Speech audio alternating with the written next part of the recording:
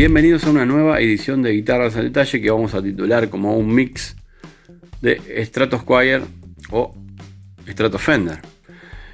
Antes que nada quiero comentarles que estamos en los últimos 2 días de promoción de los libros de calibración.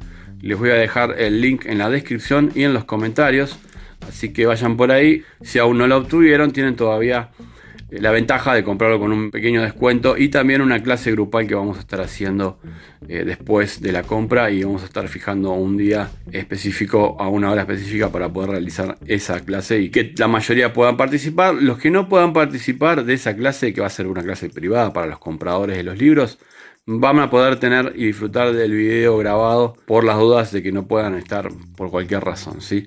Bueno, vamos a pasar adelante con esta revisión de esta guitarra. Tenemos una guitarra que es híbrida y yo les quiero mostrar algunas razones de por qué es una guitarra híbrida, y de repente esto les puede servir para identificar cosas como estas. Estaría bueno. En realidad el cliente sabe lo que tiene y de hecho le estamos haciendo upgrades a la guitarra sabiendo él muy claramente, entendiendo muy claramente qué es lo que tiene adelante. En este caso estamos hablando de una guitarra que tiene el cuerpo de una guitarra Squier y el brazo de una guitarra México de los 90s, ¿sí? Estamos hablando de una guitarra del 95, a la cual le pusimos clavijas Cluson, y ahora nos toca hacer un trabajo de calibración que todavía no está hecho, ya que el puente este fue reemplazado también por lo que era el puente original de una Squier, que es muy distinto, y de hecho es muy difícil a través del puente diferenciar una México de los 90s en especial con respecto a una Squier, porque el tipo de saddle que trae es muy similar. Les dejo una foto justamente de ese tipo de selleta que trae esa guitarra. Entonces hay que ir a otras cuestiones. Por ejemplo, puede pasar de que la llave selectora se note que sea una llave selectora de plástico y no una llave selectora de marca, aunque esta está muy vieja y la cambiamos, obviamente. Pero las llaves de las México de ahora son estas, y las llaves y las viejas llaves que usaba Squier eran estas. Y también México tenía, se consideraba en los 90s, una guitarra con electrónica económica. También tenía de este tipo de llaves y también tenía micrófonos económicos, obviamente con imanes cerámicos por el lado posterior, que son estos. Estos son los micrófonos originales de la Squier, no de una México 90s. Igualmente no varía mucho. Ustedes pueden encontrar algo similar o pueden encontrar un micrófono con doble imán y las piezas polares en el medio. Le pusimos estos micrófonos, unos Original 5762, que están muy buenos. En cuanto a esto, siempre es interesante ver las características de los micrófonos, más allá de que puedan leer la EQ, también que puedan leer la inductancia, a mayor inductancia más graves, que puedan leer lo que tiene que ver con, bueno, la resistencia de DC. Obviamente cuanto más resistencia de DC, más audio a mismo imán y a misma estructura magnética, pero eso no determina todo lo que pasa en un micrófono. En este caso, micrófonos de esta salida nos va a proveer obviamente un sonido bastante abierto en frecuencias, tanto en frecuencias graves como en frecuencias agudas, con obviamente una caída en el voltaje de salida que lo podemos compensar desde la ganancia de un amplificador o un preamplificador, un pedal, etc. Otro detalle de estos micrófonos, que están bobinados muy a la antigua, en el sentido de que los 3 micrófonos dan exactamente lo mismo, es decir, que una vez instalados, ustedes tienen que tener la precaución de elevar el micrófono del puente más de lo normal, y de los micrófonos tanto centrales como el del brazo tienen que ir más abajo para poder balancear un poco el volumen y también para no generar estratitis, obviamente, ¿no? Ahí vean cómo mueve la cuerda ahí. Más movimiento de cuerda, más voltaje. Por eso que este micrófono suena más fuerte. Menos movimiento de cuerda en el micrófono del puente, lo que determina una menor salida de audio. Por eso que este micrófono se tiene que elevar. Muchos juegos de micrófonos vienen justamente con eso compensado. Supongamos 5,6, 5,8, 6 o 5,6, 6, 6,5, etc. Entonces tienen que tener cuidado con esas cosas, a ver bien realmente qué es lo que quieren. Pueden tener un set de micrófonos con esa diferencia de bobinado en cada micrófono y va a sonar vintage igual, ¿sí? Acá los muchachos de Fender algo que hicieron fue que aumentaron las salidas. Si bien acá le dice Output Meter Hot, yo diría que no están tan hot estos micrófonos. Hay micrófonos que tienen más salida que estos. Sí, tienen más salida que unos Custom 54. Pure Vintage también son micrófonos muy particulares. Están hechos con un tipo de bobinado también similar a este, es decir, parejo en los tres micrófonos, pero que aparte no tiene el reverse.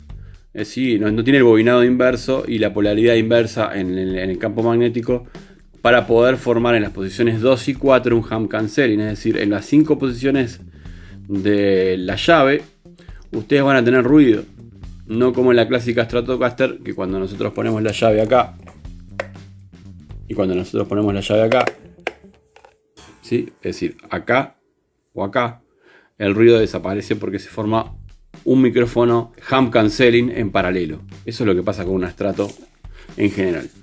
Los micrófonos que vienen bobinados con el micrófono central exactamente igual a los otros dos y con el campo magnético orientado de la misma manera, generalmente el norte hacia arriba, lo que pasa es que en lugar de cancelar el ruido, lo suma. Es más, las posiciones 2 y 4 terminan siendo más ruidosas que las 1, 2 y 3.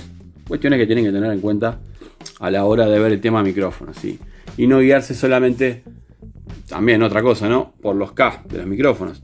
Estos micrófonos tienen una salida por lo menos intermedia interesante, porque tienen unos magnetos del Nico 5. Si ustedes tuvieran el mismo tipo de micrófono y le ponen magnetos del Nico 3 con un campo magnético en Gauss bastante inferior, la verdad es que sonarían a mucho menos volumen y les estaría cambiando las piezas polares. O sea, ustedes verían acá un cambio en la inductancia, pero no un cambio en la resistencia de DC. Y bueno, son unos micrófonos que, si bien tienen esos 5,6K de resistencia, el Output Meter de Fender indica 5, indica Hot. Yo en realidad los pondría sinceramente un poquito más por abajo, los pondría en 4, porque hay micrófonos de Fender, hay set de Fender que suenan más fuertes. Están los Fat 50, están los Texas Special, en fin. Y también son micrófonos bobinados con el Nico 5, que es un Nico que carga otra cantidad de Gauss, obviamente, que el Nico 3, por ejemplo. Así que es un dato no menor el hecho de manejarse justamente, no solamente con la resistencia de DC, que acá es bastante baja, o por lo menos es baja, sino que también tener otros temas en cuenta, como la inductancia. Una inductancia más grande significa más graves. La gente a veces se guía también que eso va a ser más salida. Sí, más graves va a sonar, digamos, en el audio perceptiva lo vamos a tener como más audio, pero en realidad estamos teniendo más graves. Y bueno, obviamente la ecualización de los tres micrófonos es idéntica, porque la estructura del micrófono es idéntica. Son tres micrófonos bobinados exactamente igual. Bueno, y entonces, teniendo en cuenta, por ejemplo, que ambas guitarras en los 90 tenían llaves de plástico y electrónica económica, micrófonos económicos, selletas bastante similares, donde podríamos darnos cuenta que esta guitarra es en realidad un cuerpo de una Squier y un brazo de una México 95. Vamos a dar vuelta a la guitarra. Hay algo de aquella época que no nos deja mentir, ¿sí? Y es el tema del block del trémolo. ¿Qué pasa? Las guitarras Squier, no todas, algunas modernas ya vienen con el cuerpo de un espesor más estándar, venían con el cuerpo más fino, ¿sí? El cuerpo está más fino que una guitarra normal. Entonces, cualquier block mexicano que le pusieran, de hecho este puente es completamente mexicano, comprado obviamente ahora, no es de la época, pero el block es más grande, ¿sí? Y miren cómo llega prácticamente hasta la madera, ¿sí? Está prácticamente para pasar la madera. Incluso en algunas guitarras he visto cómo ya pasa apenas un poquito la madera, dependiendo de qué época sea la guitarra. Entonces, acá dos cosas: o se van a encontrar esto si cambiaron el puente, o se van a encontrar un puente que voy a ver si les dejo una foto, un puente de una Squier que obviamente tiene un espesor distinto, ¿no? Es un puente que se hace muy fino acá en este sector, y realmente la diferencia con este otro es apreciable. Como también es apreciable la diferencia si ponemos un block de acero o un block de bronce en lugar del block de fundición de la Fender México, ¿sí? Así que por ahí, una de las principales lecturas o más interesantes lecturas que pueden hacer para revisar si el cuerpo pertenece o no realmente a la Fender México de la época es el espesor de la guitarra. Y eso, por ejemplo, se puede medir, como también podemos detectarlo a través del block del puente, literalmente. Si lo cambiaron por uno mejor, en mi puente va a estar prácticamente a ras del cuerpo y no tan abajo.